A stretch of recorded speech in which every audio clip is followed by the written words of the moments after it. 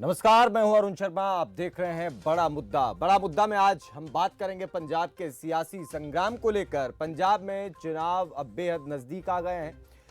4.5 साल का वक्त गुजर चुका है। अब पंजाब आखिरी 6 महीने पंजाब की सियासत में राजनीतिक नजर से देखें तो कैप्टन अमरिंदर सिंह इस कार्यकाल के अब निकाल रहे हैं।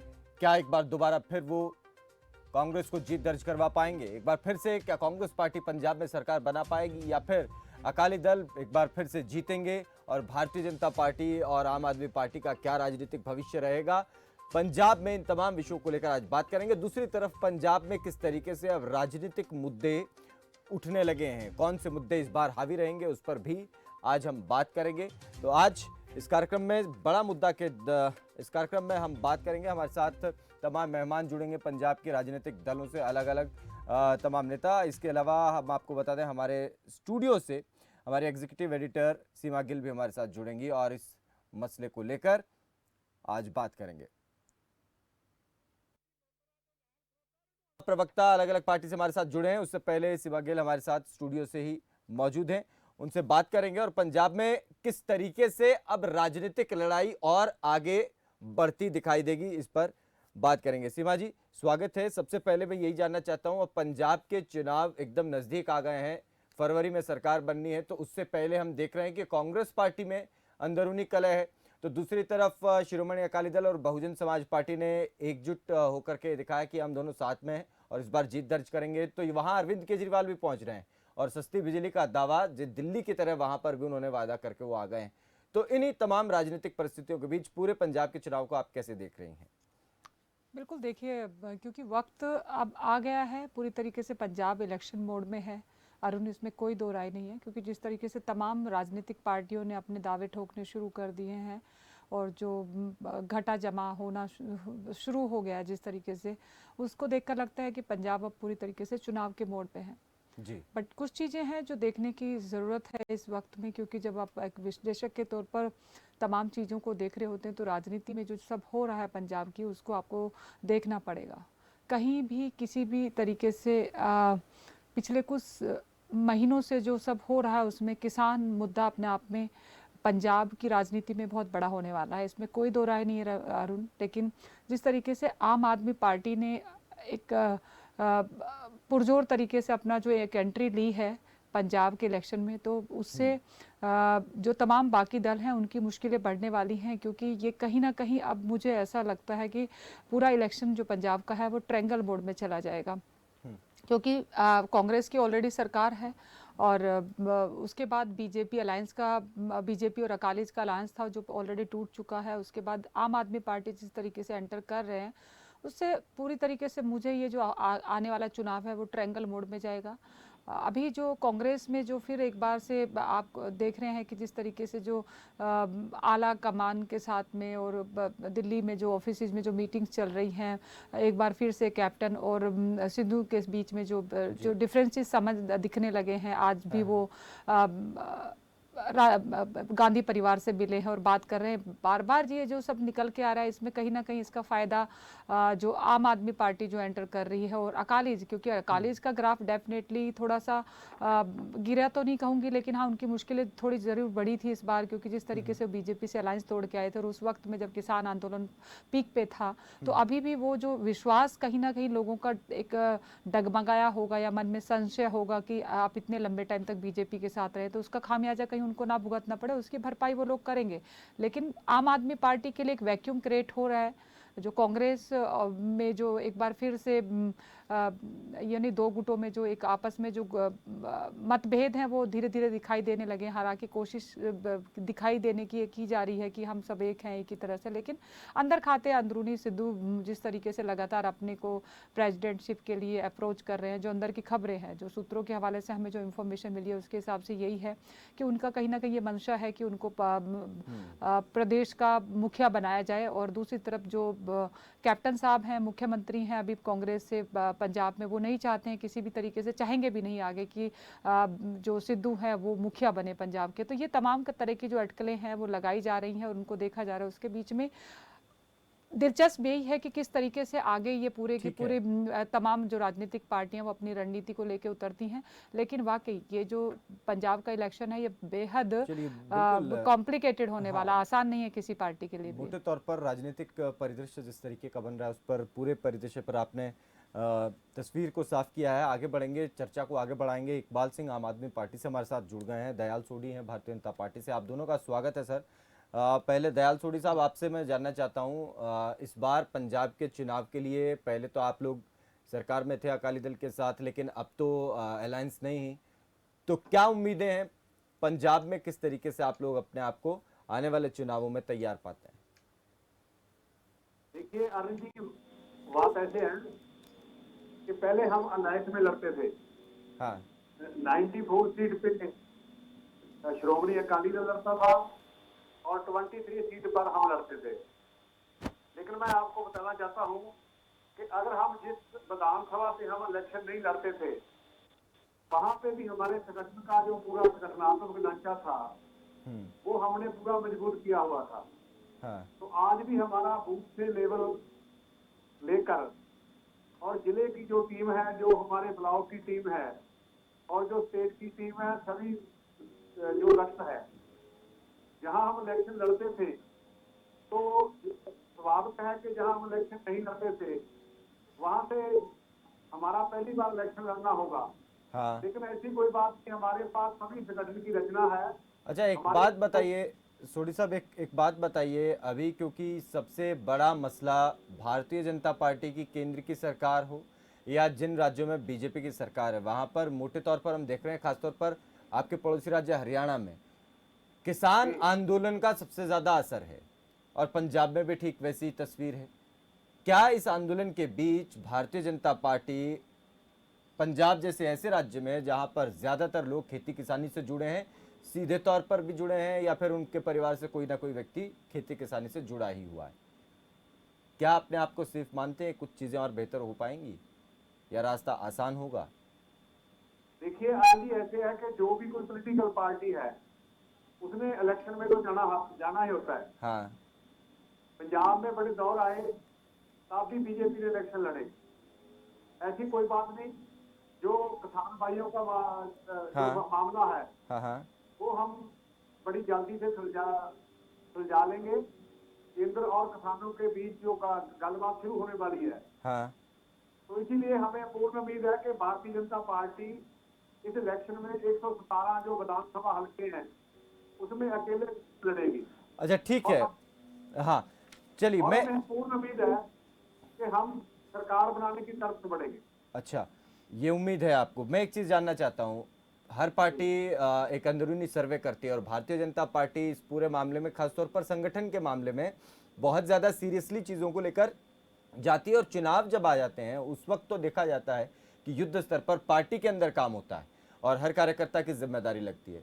अंदरूनी सर्वे 6 महीने पहले का क्या कह, आप लोगों का क्या कहता है? कहाँ से कैसी रिपोर्ट्स आपको आ रही हैं? लोगों से बात हो रही होंगी, तो किस तरीके की रिपोर्ट्स हैं आपके पास, अगर शेयर कर मैं सकते? बड़ा पॉजिटिव होकर आपको ये बात बताना चाहता हूँ, कोई ऐसी बात नहीं। भारतीय जनता पार्टी हाँ बड़े लंबे समय से पंजाब से वो राजनीति कर रही है। हाँ हम पहले भी सरकार में रहे हैं और 2007 से लेके 2017 लेकर भी हम सरकार में रहे हैं। मैंने पहले भी बताया कि बूथ लेवल से लेके हमारा ब्लॉक लेवल का संगठन, हमारा जिला लेवल का संगठन, हमारा स्टेट लेवल का जो संगठन है वो बड़ा मजबूती से काम कर रहा है। मैं आपको ये भी बता देना चाहता हूँ कि जो पंजाब के 117 विधानसभा हल्के हैं हाँ उसमें हमने पिछले 2 दिन से वो उनके इंचार्ज लगा दिए हैं, जो वहां जाके जो भी संगठन की को कमी है, हाँ। जो जिन लोगों को मिलना है वो अपना पूरा काम करेंगे। हमने उनको ड्यूटी लगा दी है। नहीं वो तो ठीक है, लगा दी है। कोई ऐसी कोई रिपोर्ट आप बता सकते हैं, साझा कर सकते हैं क्या यहाँ टीवी पर, कि आपको कैसी रिपोर्ट मिल रही है? लोगों से तो बात हो रही होगी ना मोटे तौर पर, क्योंकि अब चुनाव में जाना है तो कैंडिडेट्स भी तय करने होंगे, उससे पहले रिपोर्ट्स भी लोगों की मिल रही होंगी कि कैसा रुझान आपको लगता है भारतीय जनता पार्टी के लिए? देखिए अरुण जी, भारतीय जनता पार्टी में चाहे वो जितने भी इलेक्शन वो पहले चलिए वो लड़ते ठीक है, थे। वो देखते हैं सर। वो मुझे लगता है कि आप शायद इसमें शेयर नहीं करना चाह रहे होंगे। खैर इसमें अरुण मैं एक नहीं, महत्वपूर्ण जी पॉइंट ऐड करना चाहती हूँ, क्योंकि आरती मैं मुझे बात लगता है पूरी वो करना दयाल चाहता साहब हूँ। ने हाँ हाँ, आ रहा हूँ थोड़ी सा, आ रहा हूँ मैम, हाँ बोलिए। सोडी साहब शायद उस पर नहीं बोल पाएंगे, लेकिन एक बात महत्वपूर्ण है इस पूरे इलेक्शन में पंजाब का जो होने जा रहा है उसमें, कि बीजेपी के लिए खोने के लिए कुछ नहीं है। बीजेपी पहले भी जो शिरोमणि अकाली दल है उसके साथ गठबंधन में थी, और कहीं ना कहीं जो टॉप लीडरशिप है बीजेपी की, वो ये चाहती थी कि वो इंडिपेंडेंट अपनी पार्टी की जो जड़ें हैं खुद मजबूत करे। आपने देखा होगा पिछले कुछ सालों में बीजेपी जिस तरीके से काम करती आ रही है, वो तमाम राज्यों में अपना इंडिपेंडेंट एक जगह बना रही है। हरियाणा में भी आपने देखा कि एक टाइम था कि वो आईएनएलडी के साथ बैठ के अलायंस करती थी, सरकार में रहती थी, लेकिन उसके बाद उन्होंने रिस्क लिया और अपने आप में नहीं, लेकिन दूसरी मैं बार जो सवाल उनसे पूछ रहा था वही सवाल आपसे मैं जानना चाह रहा हूँ कि ऐसी परिस्थितियां जब हमने देखी हैं पिछले करीब 1.5 साल से ही, मोटे तौर पर आप देखें, और खासतौर पर कानून बनने के बाद से जो परिस्थितियां बन रही हैं, बीजेपी के लिए क्या रास्ता उतना आसान रहेगा? हमने देखा है। यही मैं कह रही हूँ कि बीजेपी का, देखिए बीजेपी का जो ये इलेक्शन है, बीजेपी का टारगेट है ही नहीं है इलेक्शन। बीजेपी अगले 5 साल के बाद का सोच रही है, ठीक है, क्योंकि उनको पता है कि इस 5 साल में हमारे पास खोने के लिए कुछ नहीं है, लेकिन अगर हम इस पर काम करेंगे तो हमारा हाँ संगठन मजबूत हो जाएगा। अगले 5 साल में हाँ, हमारे पास एक अपना इंडिपेंडेंट ऑर्गेनाइजेशन होगा जो ठीक है। सरकार बनाने की सिचुएशन को सोच सकता है। सोडी साहब आप कुछ कहना चाह रहे थे, फिर इकबाल सिंह के पास जाएंगे। सोडी साहब बात पूरी कर सकते मैं हैं। मैं अरुण जी ये बात तो आपको बताना चाहता हूँ, हमारी केंद्र सरकार ने हाँ सारे वर्गों के लिए बड़े काम किए हैं। ऐसी कोई बात नहीं कि पंजाब में चलो ठीक है किसान आंदोलन चल रहा है, उसका हमें विरोध भी जो है उसका सामना करना पड़ता है, हाँ, लेकिन ऐसी कोई काम नहीं जैसे हमने ऐसी वर्ग के लिए जो जैसे मैं आपको जो स्कीम थी केंद्र सरकार की तरफ से जो लागू की गई, वो ग्राउंड लेवल तक भी वो पूरी आई। जैसे मैं आपको बताऊं कि हमारी सरकार ने 5 लाख तक का जो बीमा खेत के लिए वो लोगों को मुफ्त दिया, ठीक। जहाँ लोगों को तो गैस सिलेंडर मुफ्त दिए। आप सोडी साहब ऐसे मानते बड़े हैं कि काम हैं ये, जिनको मैं हाँ आपको आपको बता सकता हूँ। ठीक है, ऐसे नहीं है कि हमारा सारा पंजाब ही हमारा विरोधी है। अच्छा ऐसा नहीं हम है। हम हाँ हम आपको यकीन से कह सकते हैं हाँ कि भारतीय जनता पार्टी का पंजाब की सरकार बनने में बहुत बड़ा रोल होगा। चलिए ठीक है। इकबाल सिंह, आम आदमी पार्टी एक इस तरीके से पंजाब में इंट्रोडक्शन होना, और सांसद पहली बार में चुनाव में आप वहाँ सांसद का चुनाव लड़ते हैं, जीतते हैं, और वो भी मोदी लहर में। उसके बाद आप वहाँ पर विधानसभा चुनाव लड़ते हैं और अच्छा खासा नंबर वहाँ पर जुटा लेते हैं। ठीक है, सरकार का दावा था, लेकिन नंबर 20 विधायकों को कम नहीं कहा जा सकता है। अब इस बार के चुनाव में अरविंद केजरीवाल चुनाव से पहले वहां पहुंचे, और अभी तक ये देखा जा रहा है कि पूरे तरीके से मैनेज्ड तरीके से आम आदमी पार्टी इस चुनाव की तरफ बढ़ रही है, और कहीं ना कहीं चुनाव को लेकर इस बार पहले से ज्यादा सीरियस है और पहले से ज्यादा ऑर्गेनाइज्ड दिखाई दे रही है। इसके बारे में आप थोड़ा बताएं, फिर आपसे कुछ सवाल रहेंगे। हाँ अरुण जी, आपने सही बोला। हम लोग जो 2017 में हमारी वेव चली थी, एक बार लग रहा था कि शायद हम लोग सरकार बना लेंगे। हाँ, उसमें कुछ गलतियां हमने की हैं। अब वो गलतियां हम दोहराना नहीं चाहते। अब बहुत मैक्रो लेवल पे हमारी जो टीम लगी हुई है, अभी कहीं भी कोई छोटी सी भी गलती ना रह जाए। हाँ, हम सोशल इंजीनियरिंग को भी सामने रख के चल रहे हैं। हम मतलब हल्का वाइज पूरी डिस्कशन के साथ कैंडिडेट उतार रहे हैं, लोगों से पूछ रहे हैं भी आपको कैसा कैंडिडेट चाहिए। पहले क्या था, उस टाइम दूसरी पार्टियों से जो लीडर आगे थे तो वो लीडर शामिल करवा लिए। लोगों हाँ, को लगा भी ये तो कोई फर्क ही नहीं लग रहा, आम आदमी ये रही है तो लीडर तो वही है। तो हाँ, उसमें हम लोग कहीं ना कहीं मार खा गए थे। चलो फिर भी जो हमारे 20 जीत के आए वो आम आदमी थे, उससे हमको पता चला भी लोग क्या चाह रहे हैं। वो बिल्कुल ही आम आदमी थे। एक खैरा साहब जीते थे, वो भी बड़ी मुश्किल से जीते थे 5,000 वोट से। बाकी कोई पॉलिटिशियन नहीं जीता था, सब आम आदमी जीते थे। तो हम सोचा भी अभी अगर हम पॉलिटिशियनों को लेके आएंगे तो फिर मार खा जाएंगे। हम अभी ऐसे आम आदमियों को ढूंढ रहे हैं जिनको लोग चाह रहे हैं, वो जो जिनका पॉलिटिक्स से कोई वास्ता नहीं। अगर है भी तो कहीं वो जैसे भी सिद्धू है प्रगटा पिछाड़े हुए हैं, उन्होंने कभी मतलब उसमें एक्टिव पॉलिटिक्स में उनको आगे आने का मौका नहीं मिला, या ऐसे आदमी को हम लोग ले रहे हैं। तो इसलिए जो हम लोग अभी चल रहे हैं, अभी जैसे अभी आपने देखा होगा 300 यूनिट का हम लोगों ने किया है। वो हम जैसे हर पार्टी चोन मैनिफेस्टो लागू करती है 15 दिन पहले 20 दिन पहले, तो लोगों को पता ही नहीं चलता भी इन्होंने क्या वादे किए, क्योंकि पढ़ता ही नहीं है, सबको पता भी है झूठ बोलते हैं। तो हमने अभी से शुरू कर दिया उसको। अच्छा, अब आप जो कह रहे जो हैं कि वादे अभी हम जैसे, करेंगे अच्छा जब जैसे हाँ आप लोग लोगों से बात कर रहे हैं, आप कहते हैं कि हम लोगों से बात करके ये जान रहे हैं कि कैसे लोग उनको चाहिए, कैसे कैंडिडेट चाहिए। तो जो 300 यूनिट वाली बात है, क्या ये भी लोगों से बात करके, कुछ सर्वे करके कुछ जुटाया था आंकड़ा आप लोगों ने कि इतना दिया जा सकता है और कैसे दिया जा सकता है? इसको लेके कुछ पहले से तैयारी थी, या फिर ये सिर्फ आए और केजरीवाल साहब और जैसा दिल्ली में इसका असर था वैसा ही यहाँ पर हो जाएगा और बोल दिया? नहीं, देखो आपने देखा होगा दिल्ली में भी एक बिजली बड़ी समस्या थी वहां पर। वहां बिजली 24 घंटे आती नहीं थी, कट लगते थे, जनरेटर की आवाज से लोग तंग थे, तो बिजली महंगी थी, बिल महंगे थे। उससे ज्यादा तंग पंजाब में है। यहाँ की क्यों हो गए? यहाँ जो अकाली बीजेपी की सरकार थी उसने इतने महंगे समझौते कर लिए। पूरी इंडिया से महंगी बिजली पंजाब में है। 10 रुपए 12 रुपए यूनिट यहाँ मिल रहा। आम आदमी उसका बिल भरने में परेशान है। उसकी जितनी 15-20% उसकी इनकम में से उसका सारा बजट हिल जाता बिल भरने में। तो ये चीज जब लोग बोलते थे भैया हमको बिलों से निजात दिलाओ, पहले बाकी बातें बाद में देखेंगे, तो हम वहीं से शुरू किया। तो जो हम लोगों ने दिल्ली में करके दिखाया वही केजरीवाल जी ने तो वहां बोला प्रेस तो आप अब कॉन्फ्रेंस में। दिल्ली मॉडल की बातें और भी इसी तरीके से आप रखेंगे, हाँ इसका मतलब समय दर समय की बात। हाँ हाँ, अच्छा, बिल्कुल अभी वैसे ही हम मॉडल एक सवाल के देंगे। बारे में और बता दीजिए, फिर हमारे साथ राणा बलजीत भी जुड़ गए हैं, उनसे भी बात करेंगे। एक और बात बताइए कि अभी पॉलिटिकली आप पार्टी को कहाँ पर देख रहे हैं? क्या आप एकजुट है, या फिर पार्टी के अंदर उसी तरीके से तू मैं अभी भी चलती देखेंगे आप? नहीं देखो, अभी जो है हमारी पार्टी पूरी तरह संगठन में चल रही है।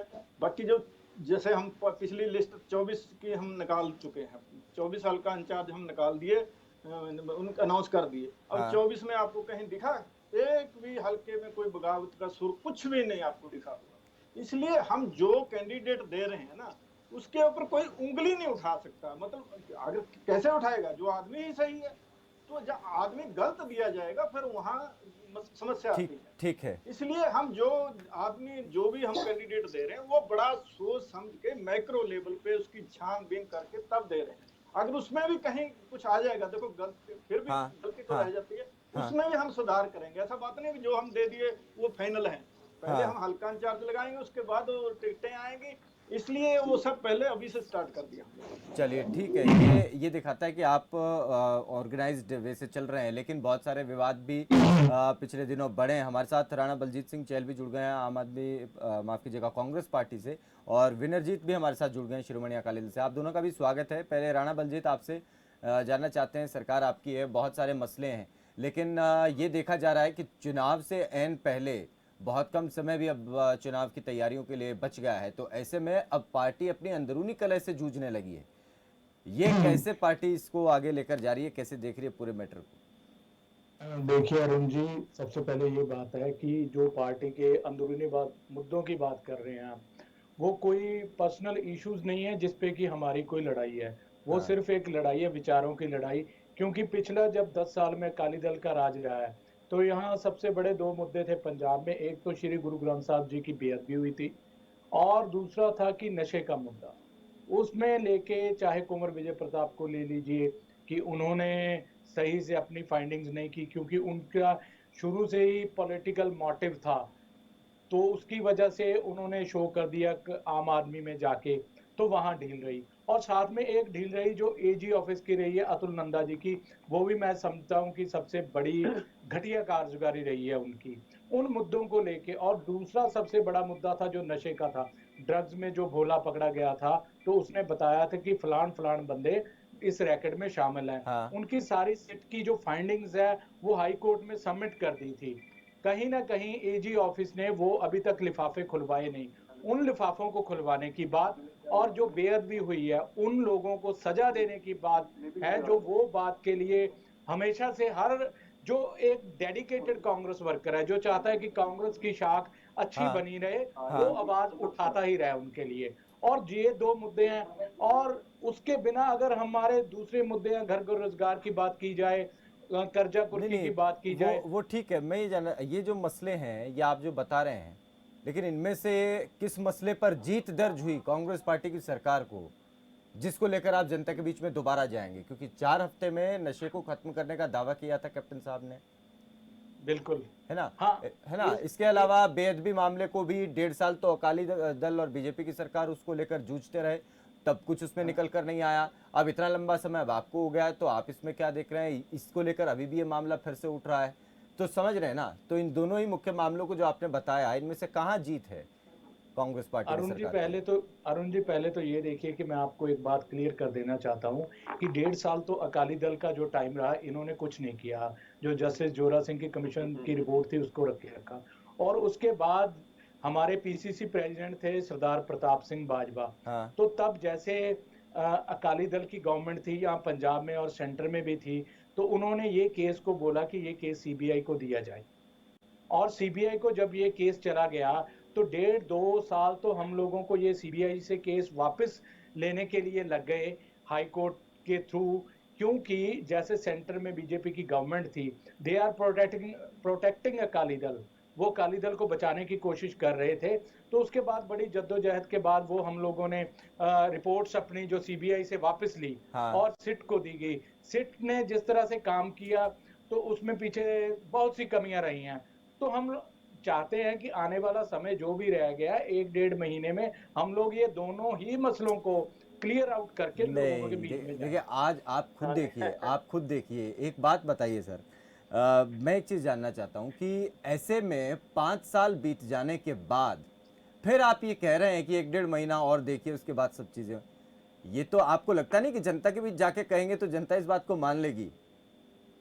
मेरी बात सुनिए, आज सबसे बड़ी बात पंजाब के लोगों के बीच में, अगर आप ग्राउंड पे जाएं, बिजली का ढिंडोरा जितना मर्जी पीट लें, लोगों के बीच में जो आक्रोश है पिछले 10 साल का अकाली दल को बेअदबी के मुद्दे में लेके, चाहे और वो ड्रग्स के मुद्दे में लेके, इसीलिए तो हम लोग कैप्टन साहब को शुरू से ही आपके मंच के माध्यम से भी, जो मीडिया के प्लेटफॉर्म पे भी और फॉर्म्स पे भी, चाहे नवजोत सिंह सिद्धू हो चाहे प्रताप सिंह बाजवा हो, उन्होंने यही कहा कि लोगों के बीच में एक परसेप्शन बनी हुई है कि कैप्टन और बादल एक हैं, इसीलिए कैप्टन साहब कोई सख्ती के साथ काम नहीं कर रहे।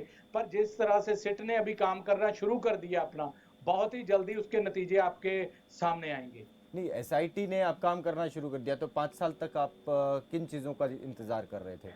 आपको नहीं लगता कि अब मसले, अब देखिए ठीक है, सीबीआई, आप कहते हैं कि सीबीआई के पास था केस और सीबीआई से लाने में ही आपको समय लग गया, है ना?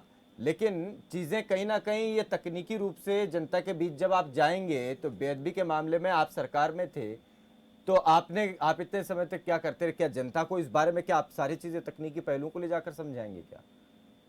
एक मामला सर ऐसे कि ना, एक ऐसा मामला हुआ जिसमें बेअदबी हुई, है ना, और इतना बड़ा मामला था कि उसको तुरंत के तुरंत चीजें उसमें होनी चाहिए थी और जो आरोपी थे पकड़े जाने चाहिए थे। 1.5 साल तक तो अकाली बीजेपी की सरकार उनको किन चीजों की वो जांच होती रही, अलग अलग आयोग बैठते रहे, अलग अलग कमेटियां बैठती रही, किसी आयोग के ऊपर सरकार को भरोसा नहीं तो किसी आयोग पर लोगों को भरोसा नहीं, इसी तरीके से चीजें चलती रही।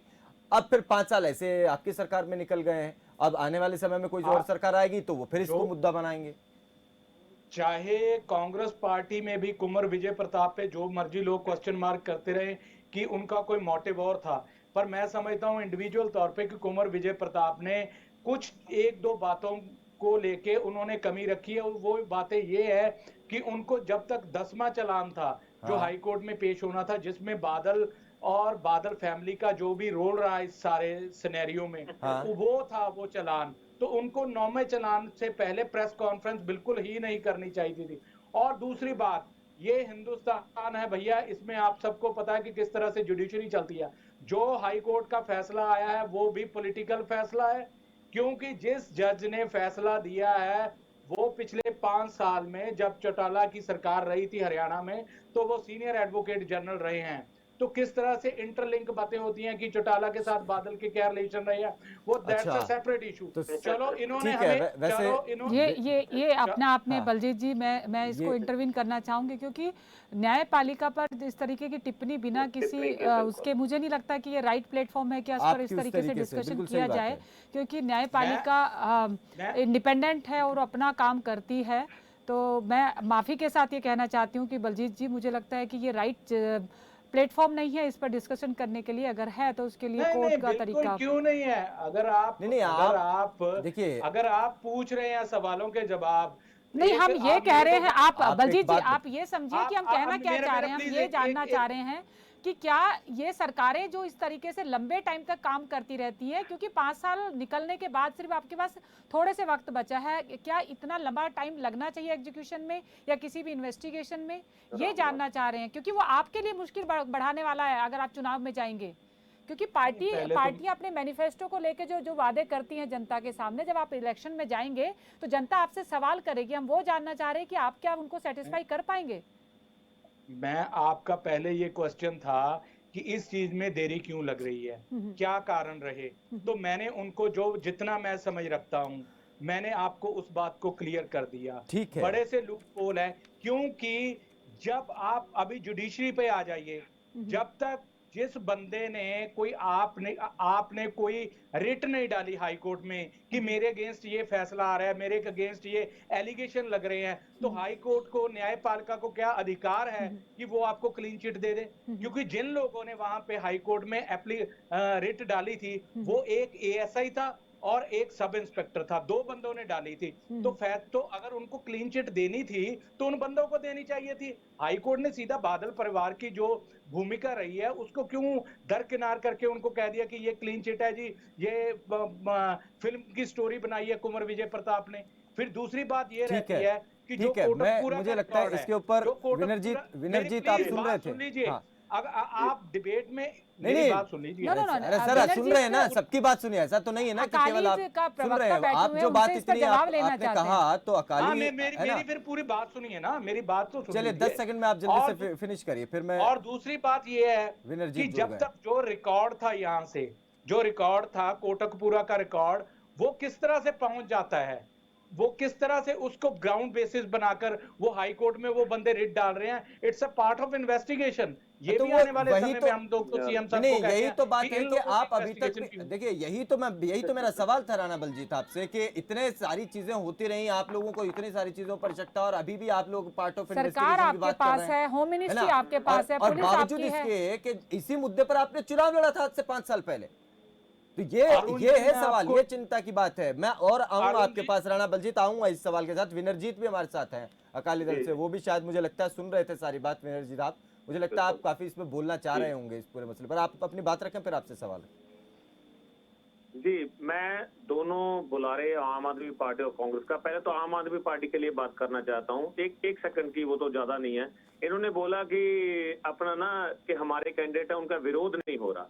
इनको कैंडिडेट ही नहीं मिल रहे विरोध करने के, क्योंकि इलेक्शन लड़ने को कोई तैयार नहीं है। आम आदमी पार्टी थे तो विरोध कौन करेगा इनका? तो इसलिए इनके पास तो पकड़ पकड़ के बंदे लेके आ रहे हैं कि ये हमारी टिकट ले लो भाई, हमारी टिकट ले लो और हमारी इलेक्शन लड़ लो। चलो ये तो बात खत्म, मुझको बड़ी बात नहीं है। अब मैं बात करता हूँ राणा जी की, जो बोल रहे हैं। पहले तो अरुण जी एक बात समझिए, ये लोग मिसगाइड कर रहे हैं पिछले 4.5 साल से। उससे पहले इलेक्शन कैंपेन में भी मिसगाइड किया। ये 2 केस हैं, दोनों को मिंगल कर रहे हैं। एक है बेअदबी का केस और दूसरा है कोटकपुरा गोलीकांड केस। गोलीकांड का, बिल्कुल ठीक है। बेअदबी में ऑलरेडी जो खटड़ा साहब और उन्होंने जो इन्वेस्टिगेशन की थी, उसी के थ्रू जो लड़के पकड़े गए थे, ये अभी भी सरसे वाले बंदे जो अंदर हैं वो अभी भी हैं। और ये सेट बनी है, वो कोटकपुरा गोलीकांड के लिए बनी है। ये मिसगाइड कर रहे हैं ये बंदे टीवी पे बैठ के। दूसरी बात, ये बोल रहे हैं बादल परिवार। मेरे को ये बताओ कि बादल परिवार का कौन से बंदे का सबूत 4.5 साल में एक भी कहीं ना लिखा हो, किसी कमीशन की रिपोर्ट में ना लिखा हो, एक अकाली दल के बंदे का नाम लिखा हो, इन्होंने किसी ने लिखा हो, ये बता दीजिए। अब तीसरी बात, ये बोल रहे हैं कि वहां पे आके हाई कोर्ट ने ऐसा कर दिया। हाई कोर्ट जब तक तो हाई कोर्ट में केस जाता है तब तो कहता है देखिए अब हाई कोर्ट बादल परिवार को अंदर करेगी।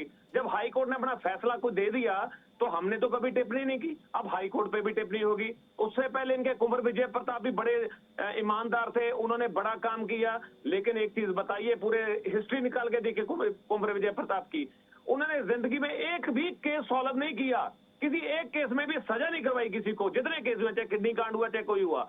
अब क्योंकि कुंवर विजय प्रताप आम आदमी पार्टी में शामिल हो गए, अब कुंवर विजय प्रताप पे उंगली उठाने लगे। अरे भाई, आपका अतुल नंदा की बात कर रहे हो, अतुल नंदा अगर आपके एडवोकेट जनरल गलत है तो आज तक एडवोकेट जनरल को कभी बदला इन्होंने? उस पर कोई एक्शन लिया? बताइए मेरे को पूछ के, ये क्या कहते हैं? चलिए राणा पता बलजीत क्या, जवाब ये इलेक्शन किस चीज में लड़ना चाहते हैं भाई साहब? इस ये बात अरुण का जी जवाब दीजिए, फिर सीमा जी के पास हम चलेंगे। और पूरे मैं बिल्कुल कहता हूँ, इन आपने लोगों जो का मकसद क्या है अरुण जी? इनका हाँ। मकसद है धर्म की सियासत करके। हमने तो उस दिन भी मैं टीवी पे बोला था कि अरदास की है, हाँ। जिस बंदे ने बेअदबी करवाई है और जो बंदा बेअदबी के नाम पे सियासत कर रहा है, उसके हाँ। परिवार का कुछ नहीं रहना चाहिए, उसका परिवार खत्म हो जाना चाहिए। नहीं, ये ये आज भी बात- अरदास करते थे, पहले भी करते थे हम। देखिए ये अरदास तो आप कर रहे हैं, ठीक है, लेकिन लोगों की भावनाएं जिस चीज से जुड़ी हैं, लोगों को न्याय तो चाहिए ना उसमें। बिल्कुल हम तो और कर रहे थे, लेकिन देखिए, ये गंदी सियासत ये और खत्म दे- करना नहीं अरे चाहते सर, उसको। अरुण जी, इसका देखिए, इसका एक बात- मकसद है। एक बात एक तो मिनट विनोद जी, दीजिए, मैं- एक देखिए, मिनट मैं दीजिए एक मुझे, चीज- प्लीज एक मिनट दीजिए। हाँ, चलिए बताइए। ये बंदे इसको खत्म करना नहीं चाहते, क्योंकि ये बार बार झूठ बोल बोल के कि ये इसकी इन्वॉल्वमेंट है, ये इसकी ये इलेक्शन लड़ी इसी चीज पे रहे हैं। 5 साल में 4.5 साल हो गए, एक माइलस्टोन, एक प्रोजेक्ट कोई पंजाब में इन्होंने कोई काम किया हो, एक काम। चलिए गिना देंगे वो कि बात टीवी अलग पे। है, वो बात अलग है। लेकिन इस पर जब इस विषय पे बात हो रही थी, तो इसी पर भी मैं आम आदमी पार्टी से भी इस पर जवाब चाहूंगा, क्योंकि उनको लेकर और कुंवर विजय प्रताप को लेकर भी बड़े सवाल अब उठने लगे अलग अलग जी, क्षेत्र से। जी, लेकिन आप देखिए, जी। 1.5 साल का समय तो आपको मिला था कि आप इस बिल्कुल। मामले को सुलझा सकते थे। बिल्कुल, मैं बताता हूँ उसमें हमने, लेकिन नहीं सुलझा पाए। अरुण जी, 1.5 साल में जिस दिन ये बेअदबी हुई, हमने बंदे भी पकड़े, हमने फोरेंसिक के लिए ये सबके ये ऑन रिकॉर्ड है कि बाय एयर गुरु ग्रंथ साहब के जो अंग थे उनको हमने अहमदाबाद भेजा, उसकी फोरेंसिक 6000 बंदों के फिंगरप्रिंट लिए थे। जब बंदे पकड़े तो इन्हीं के जो सपोर्टिंग हैं, जितने बाबे या दूसरे बिठाए थे वहां पे, उन्होंने उन बंदों को जानबूझ के रिहा कराया। उनका नार्को टेस्ट नहीं होने दिया इन लोगों ने। तो जब बंदे पकड़े थे, ये आज जो बात कर रहे हैं ना, जिन सरते वाले या दूसरे बंदों को पकड़ा है, ये अकाली दल की सरकार में ही इन्वेस्टिगेशन हुई थी, वही बंदे आज अंदर हैं बेअदबी कांड में। आप चेक करवा के देखिए, इनको पूछिए, चलिए, अगर ठीक- कोई एकजुट हो तो। ठीक है। इकबाल सिंह, आप इस पर कुछ कहना चाहते हैं, फिर सीमा जी से हम बात करेंगे। इकबाल सिंह, आप इसी विषय पर, बेअदबी के मामले पर कुछ कहना चाहते हैं, फिर सीमा जी से बात करेंगे, फिर और विषयों पर बात हमें करनी है। चलिए, लगता है संपर्क नहीं हो पा रहा। सीमा जी, जो मसला पिछले 5 साल पहले कैप्टन साहब लेकर आए और उसी को चुनाव में मुद्दा बनाया गया, आज भी वही मसला ज्यों का त्यों खड़ा है। और इसी लड़ाई में हो सकता है राजनीतिक आरोप प्रत्यारोप इसमें चलते रहें और आने वाले समय में भी चलते रहेंगे। हो सकता है ये मसला इन चुनावों में भी बड़ा मुद्दा बन जाए और उसके बाद अगले चुनाव जब आए उसमें भी यही एक मुद्दा छाया रहे। लेकिन जो आम लोगों की भावनाएं हैं वो बिल्कुल उससे जुड़ी हुई हैं, आहत हुई, लेकिन उन्हें अब तक न्याय मिला नहीं। इस सब के बीच वो फंस कर रह गए। बिल्कुल, देखिए अरुण, मैं जो बात कर रही थी वो इसी बात पे कर रही थी कि ये सिर्फ एक मुद्दे की बात नहीं है, क्योंकि बेअदबी का जो मुद्दा है वो एक मुद्दा है, लेकिन ये जो सिस्टम है जिस तरीके से काम करता है, सवाल उस पर उठने चाहिए। क्या मतलब 5 साल किसी भी इन्वेस्टिगेशन को पूरा होने के लिए या न्याय मिलने के लिए, क्या एक छोटे से, क्योंकि ये कोई बहुत ऐसा मामला नहीं था जिसमें कुछ इस तरह के बहुत ज़्यादा दाव पेच हो, सिंपल मामला था, नार्को टैक्स किया जा सकता था, बहुत तरीके हो सकते थे। अगर सरकार ये जो लंबे खिंचते हैं मामले, इन्हीं के पीछे जो मंशा है उस पर सवाल ये निशान खड़े हो जाते हैं सरकारों के, कि सरकार वाकई में क्या चाहती हैं।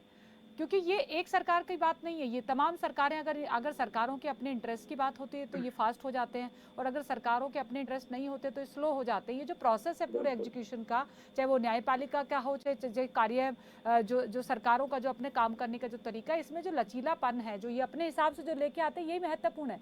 क्या 5 साल किसी भी चीज़ के लिए थोड़ा है? तो फिर 5 साल के बाद आप चुनाव में जाएंगे।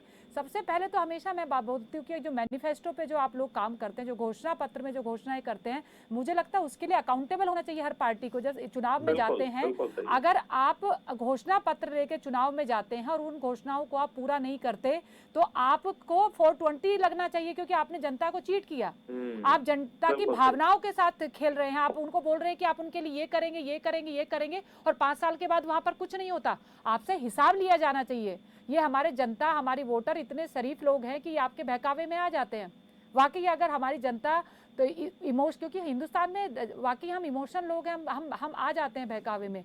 लेकिन ये जो पावर में बैठे हुए लोग हैं, पार्टी के जो पदाधिकारी हैं, जिम्मेदार लोग हैं, उन सबको, और मुझे लगता है समाज में से कुछ लोगों को आगे आके प्रेशर ग्रुप के तौर पर इस तरीके से काम करना चाहिए कि पार्टी में जब ये लोग चुनाव में जाते हैं, घोषणा पत्र में जो घोषणाएं करते हैं, उन घोषणाओं का जवाबदेही तय करनी चाहिए कि आपने किया क्या उस पर, और किस डायरेक्शन में आपने एफर्ट्स लगाए, कितने एफर्ट्स लगाए, उसमें से कितने रिजल्ट निकले। तो ये सब तमाम तरह के मुद्दे हैं अरुण, ये हर बार चुनाव में ऐसे ही होता है। इसी देखिए इसके, जी सर।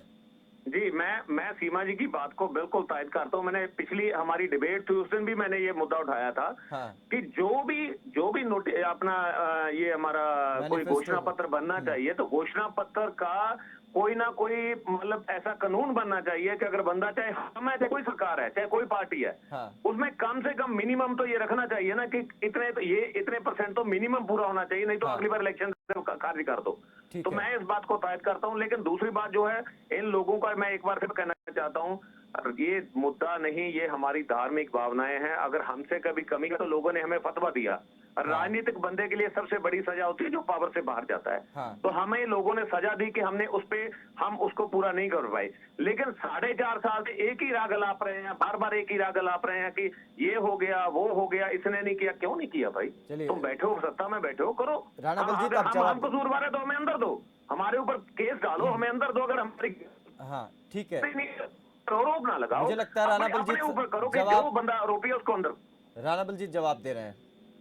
हाँ जी, सबसे पहले तो मैं आपको ये बात क्लियर कर दूं, यही है ना, जैसे मेरे बड़े भाई हैं गोल्डी जी, ये विनरजीत जी, तो रिस्पेक्टेड है। इस तरह से, जिस तरह से ये आके आज बोल रहे हैं कि हमें अंदर दो, सुखबीर सिंह बादल बोल रहे हैं हमें अंदर दो, ये जैसे हम लोगों को ऐसे लगता है कि जैसे ये लोग सड़कों पे खड़े कर हमें चिढ़ा रहे हों। इसीलिए कैप्टन अमरिंदर सिंह से आप जो बोलते हैं कि कांग्रेस में सिद्धू साहब बोल रहे हैं, प्रताप सिंह बाजवा बोल रहे हैं कि आपके अंदर कुर्सी की लड़ाई है, ये कुर्सी की लड़ाई नहीं है, ये बेसिकली लड़ाई है जो इन लोगों ने पिछले 10 साल में सच्चे सौदे वाले के साथ वोटों के लिए अपने गुरु को बेचा, उसके अंग गलियों में फिकवाए और उसकी फिल्म चलवाई।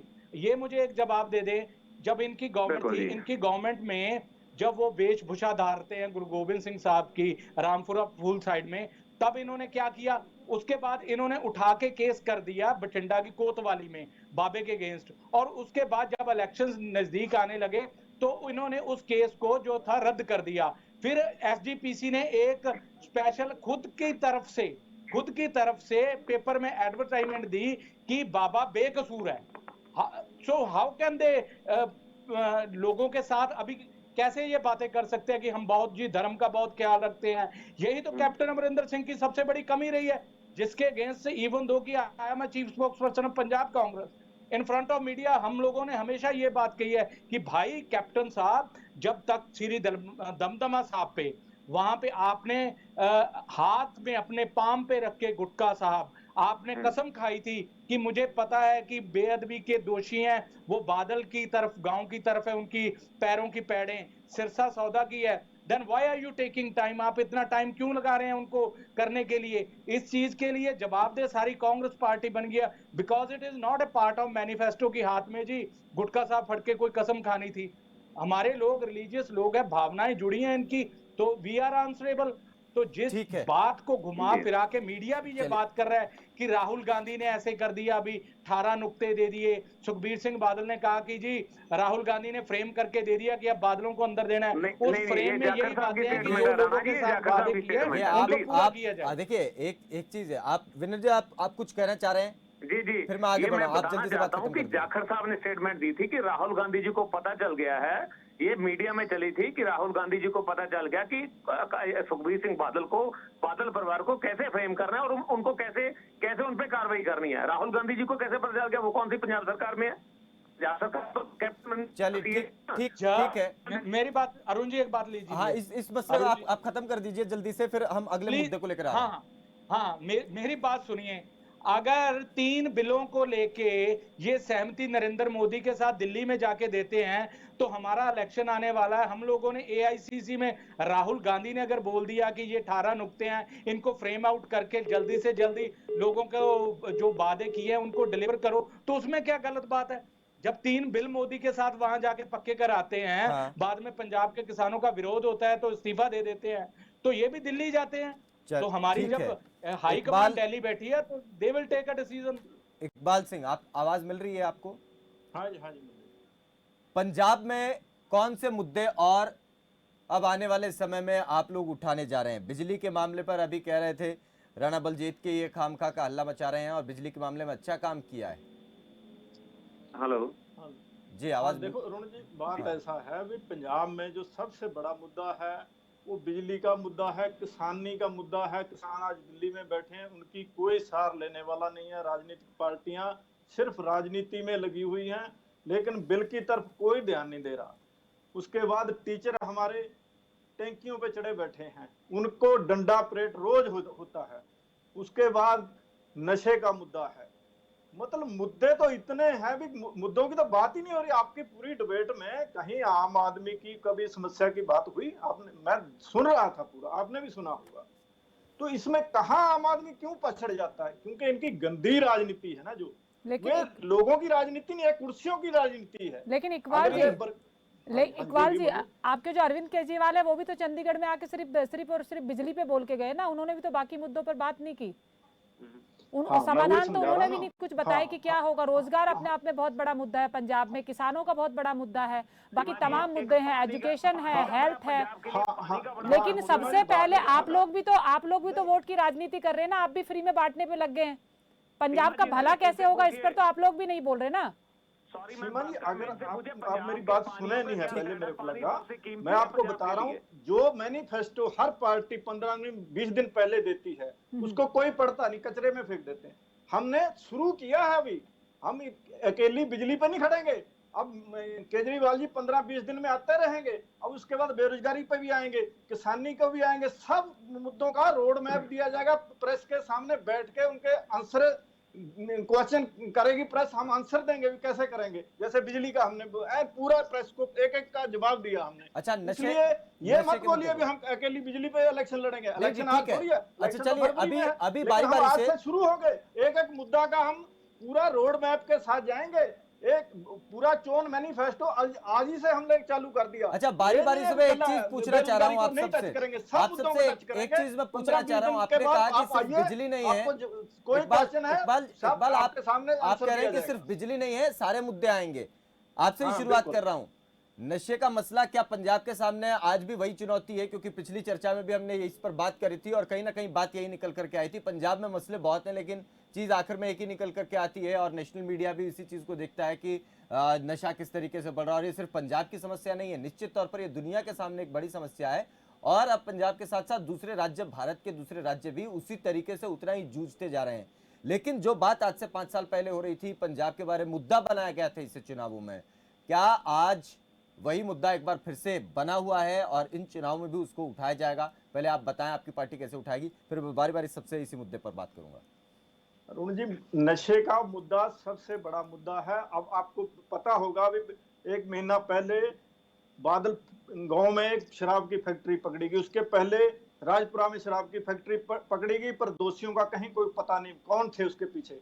125 आदमी जहरीली शराब पीकर मर जाते हैं, लेकिन कोई उनकी पता नहीं इसके पीछे है कौन है। मतलब ये तो नशे का मुद्दा तो है ही है। हाँ। इसीलिए हम आपको बोला एक एक करके आपको समझाएंगे भी किस मुद्दे पे हम क्या कार्रवाई करने जा रहे हैं। आपको भी खुल के बात करने का मौका मिलेगा। ये नहीं है भी हाँ एक बार चो मैनिफेस्टो किया कि आप कॉपी बांट दी बस खत्म हो गया 3 घंटे की प्रेस कॉन्फ्रेंस में। नहीं, हम 7-8 महीने आपके टच में रहेंगे। आप हमसे मिलिएगा, 15-20 दिन बाद हम एक एक मुद्दा लेके आएंगे। चलिए दयाल सोढ़ी क्वेश्चन करेंगे, हम आपका आंसर देंगे। दयाल सोढ़ी आप बताएं, अब आपसे पूछना चाहते हैं इसी मसले पर। आप बताएं कि भारतीय जनता पार्टी क्या तैयारी कर रही है अपने मुद्दों को लेकर? कौन से मुद्दे हैं पंजाब के सामने जो जरूरी है, जिन पर बात होनी चाहिए? देखिए अरुण जी, आपने मुझे बहुत कम समय दिया है। चलिए अब देंगे सर समय आपको। हाँ, तो मैं ये बताना चाहता हूँ कि कोई भी इलेक्शन है वो मुद्दों की बात लड़ा जाता है। जब 2017 का इलेक्शन आया तो उसमें जो कांग्रेस ने हमारी जो सरकार 10 साल पीछे जो 2007 से 17 तक ली, उन मुद्दों को लेकर जो उन्होंने इलेक्शन लड़ा, तो उसमें मैं एक बात ऐड करना चाहता हूँ। हाँ। कि जब किसी सरकार के एमएलए, उनके मिनिस्टर और उनकी पार्टी के जो स्टेट प्रेसिडेंट है, वो अपनी पार्टी के ऊपर कमेंट करते हैं कि जिन मुद्दों पर हमने इलेक्शन लड़ा था वो मुद्दों का हम सॉल्व नहीं कर पाए, हम उन मुद्दों को लेकर जब लोगों के बीच में दोबारा जाएंगे तो वो कैसे जाएंगे?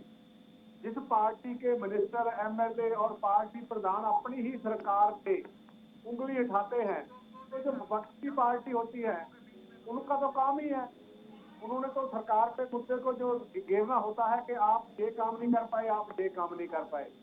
तो मेरा कहना है कि जो पिछले 5 साल में पंजाब में कांग्रेस सरकार ने जितने भी लोगों के साथ वादे किए थे, वो आपके वादे पूरे कर नहीं पाए। इनके एमएलए वो मिनिस्ट्री बोल रहे हैं। दूसरी बात ये है कि जैसे जो कांग्रेस सरकार है, इसने इलेक्शन से पहले कैप्टन अमरिंदर सिंह ने बोला था कि जो बेअदबी का मुद्दा है, उसके जो दोषी हैं, उनके बारे हमें सभी का को हम जानते हैं कि कौन कौन दोषी हैं, हम उनको सलाखों के पीछे कर देंगे। तो मैं गिल बहन जी की बात में एक बात और ऐड करना चाहता हूँ कि जिनकी सरकार हो, जिनका होम मिनिस्टर हो, जिनका तंत्र पुलिस सब इंटेलिजेंसी हो, अगर वो 5 साल में इंसाफ नहीं दिला पाए लोगों को, तो वो 6 महीने में क्या दिला पाएंगे। तो मेरा ये कहना है कि इस मुद्दे पे कांग्रेस है जो वो राजनीति कर रही है। अगर इन्होंने वो इंसाफ दिलाना होता तो इनके लिए 2 महीनों में ये इंसाफ दिला देते, क्योंकि इनके पास सारी सरकार की तंत्र था। तो मेरा कहना है कि पंजाब के जिन मुद्दों पे इलेक्शन लड़ा था, उन मुद्दों को सरकार जो है वो पूरा कर नहीं पाई। आज जो सभी लोग हैं, चाहे वो व्यापारी वर्ग हैं, चाहे वो बेरोजगार अध्यापक हैं, चाहे वो किसान भी हैं, जिनको बिजली के लंबे लंबे कट जो लगाकर आज वो सड़कों में आए हुए हैं। तो इसीलिए मैं आपको कहना चाहता हूं कि भारतीय जनता पार्टी इन मुद्दों को लेकर लोगों में जाएगी और इलेक्शन लड़ेगी। चलिए ठीक है। अब बात राणा बलजीत आपसे करें, लेकिन उससे पहले मैं चाहता हूं कि विनरजीत बताएं कि ये मसला क्या आप वाकई इसको लेकर आगे जाएंगे, कि क्योंकि नशा जिस तरीके से पंजाब के सामने ही नहीं बल्कि देश के सामने एक बड़ी चुनौती है।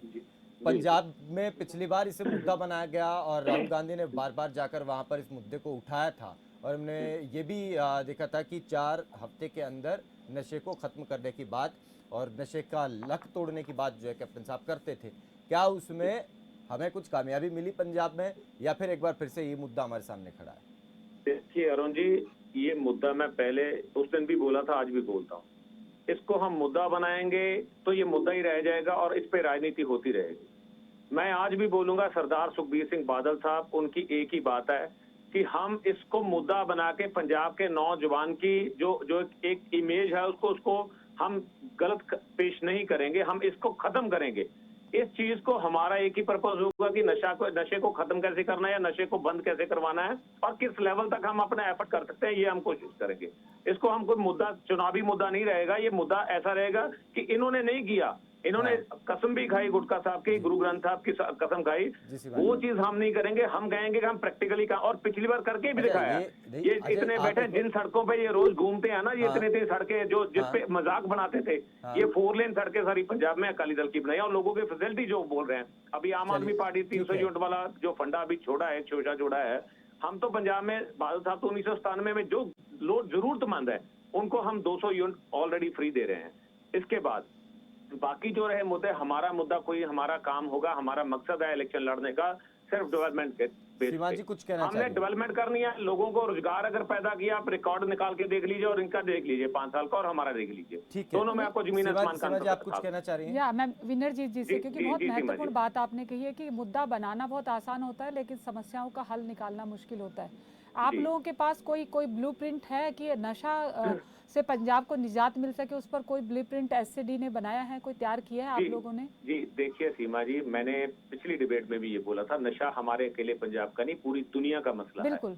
हम क्योंकि बॉर्डर स्टेट हैं और पूरे देश का मसला है, और बॉर्डर स्टेट के कारण पाकिस्तान, अफगानिस्तान, उन चीजों से हमारा इन चीज का कनेक्शन रहता है। लेकिन उसके बाद भी हमने क्या होता है इस चीज में, आपकी पुलिस फोर्स, आपका जो इंडस्ट्री है जहां से मान लो क्योंकि फार्मास्यूटिकल से ज्यादा केमिकल नशा निकल के आता है, अगर कहीं कोई ये बंदे गलत हैं तो इन चीजों को कंट्रोल करने की जरूरत है, उसके अलावा कोई जरूरत नहीं है। और बाकी मैं एक चीज बताऊं सीमा जी, इनके कांग्रेस के जो प्रधान, जो इनके राहुल गांधी जी हैं, जो इनके हेड हैं, उन्होंने सबसे पहले ये बात बोली थी। एक सर्वे हुआ था गुरु नानक देव यूनिवर्सिटी अमृतसर का, उन्होंने 800 जो नशा करने वाले लोग थे उन पे सर्वे किया था, 800 लोगों पे, सिर्फ 800 लोगों पे नशा करना, उसमें से 75% जो लोग थे वो मतलब यंगस्टर थे, यंग लोग थे, उन्होंने क्या बोला कि पंजाब का 75% जो नौजवान है वो नशेड़ी है। इट मीन्स हर घर में नशा करता है। मैं दावे के साथ कह सकता हूँ, मेरा गांव में 5,500 वोट है। मेरे गांव में हम गारंटी करता हूँ कि 50 से ज्यादा लोग ऐसे नहीं होंगे जो, देखो, शराब पीते हैं, इसमें कोई दो राय नहीं है। बहुत लोग आज नहीं चलता, बहुत पुराने लोग समय से चलता है, लेकिन कोई और कुल 50 भी, मैं बहुत बड़ी बात कर रहा हूँ, मैं 5 लोग भी नहीं मेरे गांव में ऐसे कि जो तो इतना ये केमिकल नशा करते हो। लेकिन इन चीजों का हम आज दावे की बात ये है कि ये समस्या जो है किसी राजनीतिक या पॉलिटिकल नहीं बनानी चाहिए। हमारे यूथ की, हमारे देश की और हमारी स्टेट की इमेज की बात है। गलत पैदा करें और इसको सब मिलजुल के इसको क्लियर करें।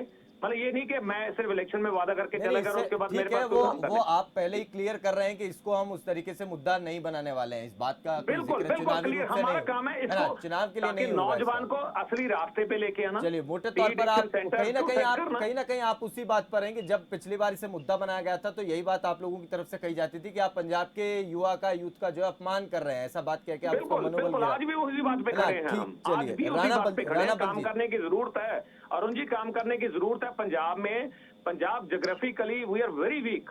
हमारा बॉर्डर स्टेट है, हमारे पास जो रेवेन्यू जनरेशन है 70% गांव की आबादी है हमारी, और हमारे पास एक खेती बाड़ी के अलावा कोई और चीज है ही नहीं है। ठीक है राणा बलजीत। हाँ जी, हाँ जी, इसी इशू पर आपसे आप बात चाहते हैं कि अपनी पार्टी का पक्ष रखें। हाँ, मेरी बात सुनिए। ये जो ड्रग्स का इशू है, ये मुझे अच्छा लगा कि गोल्डी जी ने एक प्लेटफॉर्म से हटके बात की इसकी।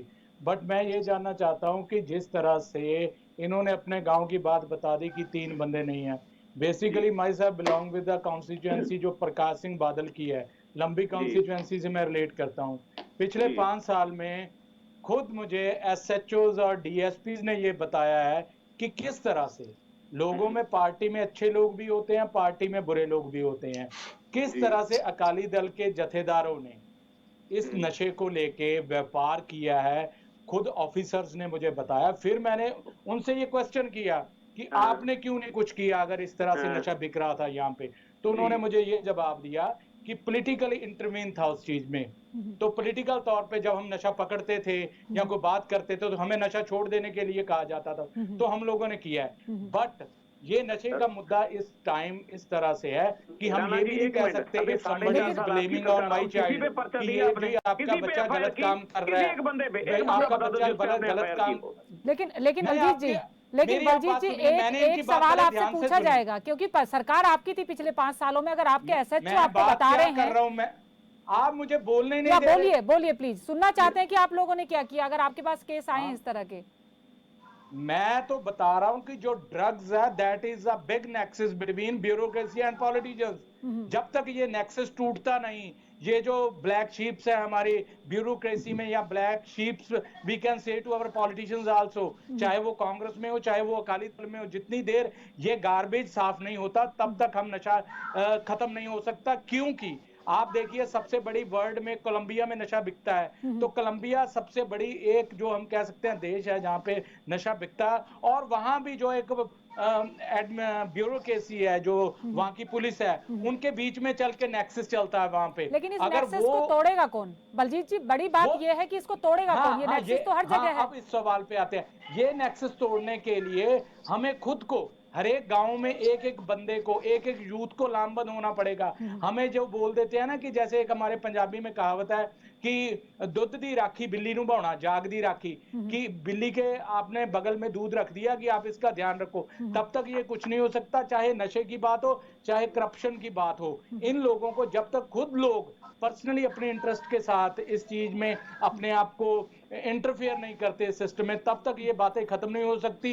तब तक बातें सिर्फ ये मंचों पर चलती रहेंगी, डिबेट्स का हिस्सा रहेंगी।